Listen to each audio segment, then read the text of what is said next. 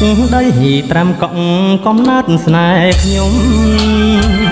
បងហើយនឹងមុំកាលវ័យសិក្សាទឹកដីត្រាំកក់កំណត់ស្នេហ៍ខ្ញុំបងហើយនឹងមុំកាលវ័យសិក្សាទីវិជាឡៃឈ្មោះអង្គរកាធ្លាប់ស្បត់សច្ចាថាស្មោះ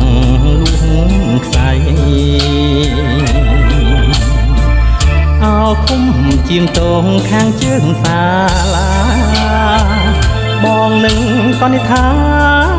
ណាត់ជួបរាល់ថ្ងៃអោឃុំជាងតងខាងជើងសាលាបងនឹងក៏និថាណាត់ជួបរាល់ថ្ងៃលើផ្ទាំងសីលាក្រោមលុបដើមជ្រៃរៀមនឹងចរណៃសាសងស្នេហាបឹងខ្ពប់ត្របែកបងសែនស្រណោះមិនគួរឆោមស្រស់ដោះដៃសាវាយលួចលាក់ផិតក្បត់រត់ទៅរៀបការចោលគូសង្សារឥតអាល័យស្នេហ៍សូមលោកតាសោមជួយចាំសំដីដែលកៅពិសីធ្លាប់បានស្បត់ស្បាយសូមលោកតាសោមជួយចាំសំដីដែលកៅពិសីធ្លាប់បានស្បត់ស្បាយត្រាំកក់ថ្លែងទុកក្រំគ្រីឥតលហាអីលើសល់តែស្នាមស្នេហ៍អាដិត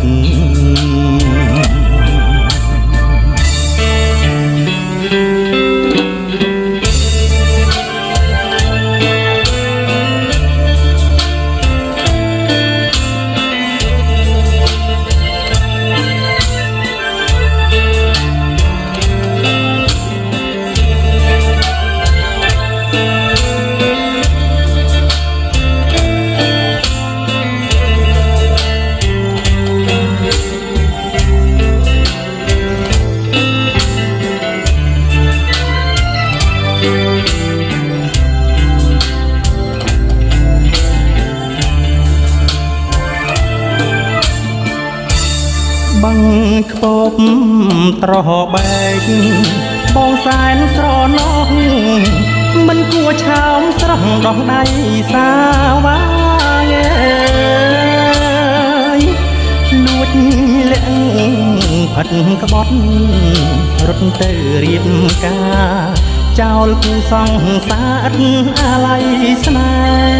ហ៍សូមលោកតាសោមជួយចាំសំដីដែលកៅពិសីធ្លាប់បានស្បត់ស្បាយសូមលោកតាសោមជួយចាំសំដីដែលកៅពិសីធ្លាប់បានស្បត់ស្បាយត្រាំកក់ថ្លែងទុកក្រំគ្រីឥតលហាអីលើសល់តែស្នាមស្នេហ៍អាដិត